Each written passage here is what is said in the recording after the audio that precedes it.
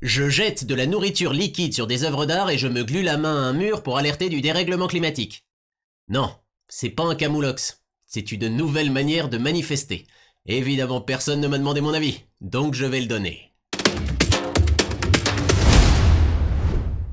Eh ben, en ce moment, les musées vivent une seconde jeunesse, en devenant le lieu de revendication préféré des éco-activistes. Et ces jeunes militants écolos qui enduisent des natures mortes de sauce tomate ne sont pas que des vers qui voient rouge. Avec ces happenings d'un nouveau genre, amis esthètes de l'art pictural, ils font ce Gauguin n'aurait osé pour dire qu'à Ravage Nougat, que nombreux seront les dégâts et qu'il faut arrêter de courber l'échine ou de lancer des Warhol en l'air si l'on veut pas tous finir comme dans le cri de Munch. Revendiquer la cause écologique en s'en prenant à des peintures.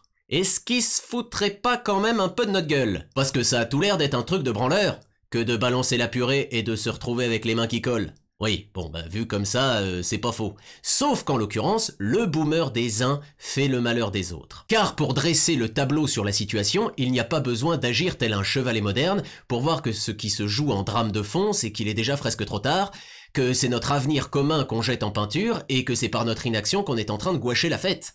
Alors peut-être qu'il est temps de reprendre notre dessin en main. Évidemment, ce nouveau mode de revendication paraît un peu ridicule et totalement absurde. Ça ressemble à un grand n'importe quoi rempli d'autosatisfaction. On dirait de l'art contemporain. Et on ne comprend pas très bien par ces actions de la jeunesse à quoi aspirent les jeunes hommes et à quoi rêlent les jeunes filles. On se dit même qu'à force d'agir comme ça, la jeunesse va se mettre tout le monde à dos.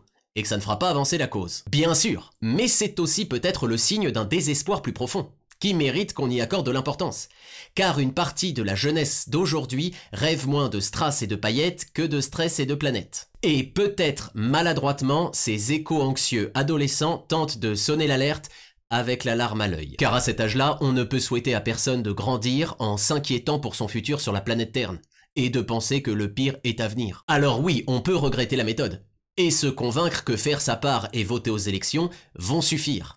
Seulement, à grands coups de tri sélectif et de cris électifs, on s'aperçoit bien que ça changera pas assez vite. Et moi aussi, je préférerais qu'on laisse l'art en dehors de tout ça. Qu'on n'ait pas à choisir entre une nature morte sur toile ou une nature en train d'agoniser en vrai. Seulement, s'en tenir à dire que c'est un acte stupide et que ce sont des caprices immatures, ne fait pas non plus avancer les choses. Et qu'on sacralise l'art, ou la nature, ou les deux, que notre dieu soit l'argent, ou l'écologie, il est surtout temps de se sortir les doigts du culte. Car il y a là un véritable choc de vénération. Alors qui sont les enfants dans l'affaire?